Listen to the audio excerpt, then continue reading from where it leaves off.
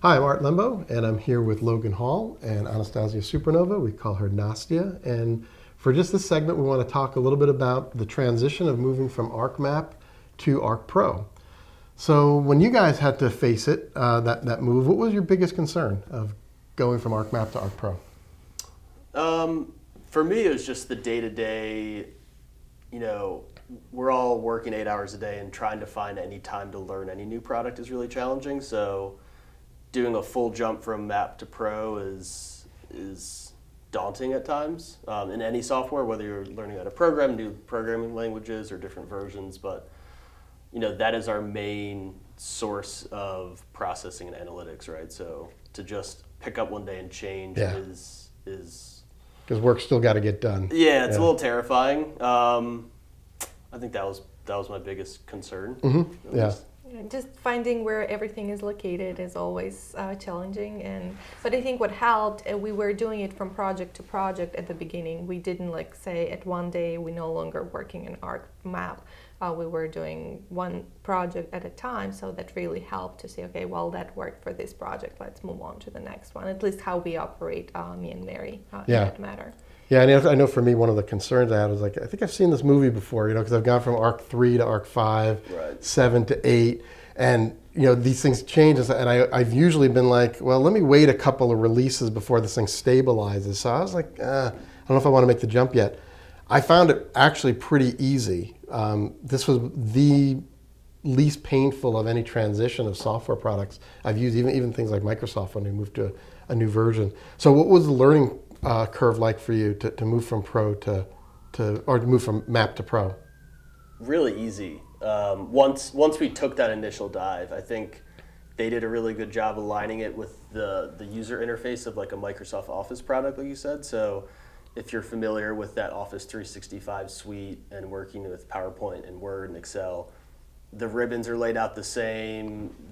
Just the overall user interface is really familiar and intuitive, which ArcMap was arguably not so, more of like a Windows 97-esque kind of interface.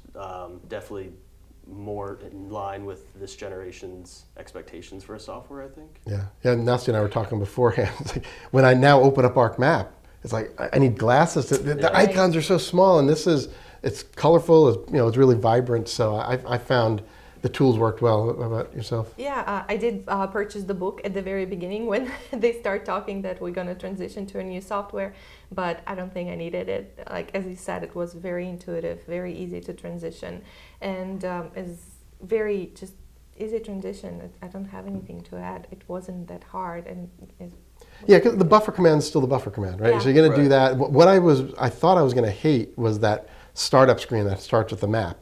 But now, when I open up ArcMap, it's like, where's the map, right? So I'm actually gotten really adapted to it.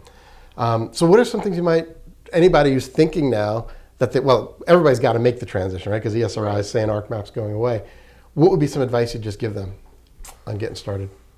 I think everyone has their own approach, right? So for me, it was not jumping in head first, which I think some people might disagree with. But for me, leaving ArcMap for certain components of my day-to-day. So I was still using ArcMap for the layout and creating actual cartographic products, because I was just really familiar and quick with, how do I drop a neat line in? Where are my legends, and how do I configure these things?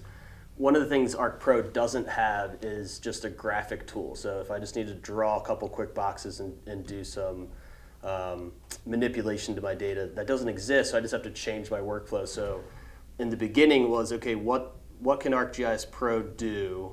I'm going to learn how to do that. What do I know it can't do well? And I'm going to do that in ArcMap. Yeah. And then it started getting a little clunky where when I'm splitting my day 50-50, I realized, okay, I need to make the jump now. But I already had 50% of my day down in ArcPro, so I didn't feel totally foreign to that jump at that point. And I think that's just a different approach than most people. I've spoken to some other GIS professionals that say, I just flip the switch and move on, and a couple days hurt, but that's how I did it, at least. Yeah. How about yourself? As I said earlier, we had some projects in ArcMap, we had some projects in ArcPro, so we were moving it from project to project, so you don't have to turn the switch on one day and say, I'm no longer using ArcMap, but just trying it out for some certain projects And I think most of the people will find that it's easy and they will like it. Yeah, and I think the 64-bit processing is like all of a sudden, whoa, that overlay is done already. And that was something I hadn't experienced before, so I really enjoy it. This is, again, one of my favorite transitions with an ESRI product from moving from Map to Pro. And looking at, it was a big switch for a lot of stuff. It wasn't just the graphic user interface. For me, a little bit of Python, and we'll talk about this in a bit, but that jump from 2.7 to 3, that was also a transition at the same time of learning the new interface. So yeah, I stuck with programming in 2.7 while I did a lot of the user stuff in Arc Pro. And then eventually I realized that to get my scripts and my tools to run properly, I needed to transition to Python 3. So just another component, just kind of compartmentalizing each transition for me worked. So. Great. So worth the move? Yes, All right. definitely. All right, so get on it and just start to learn Arc Pro.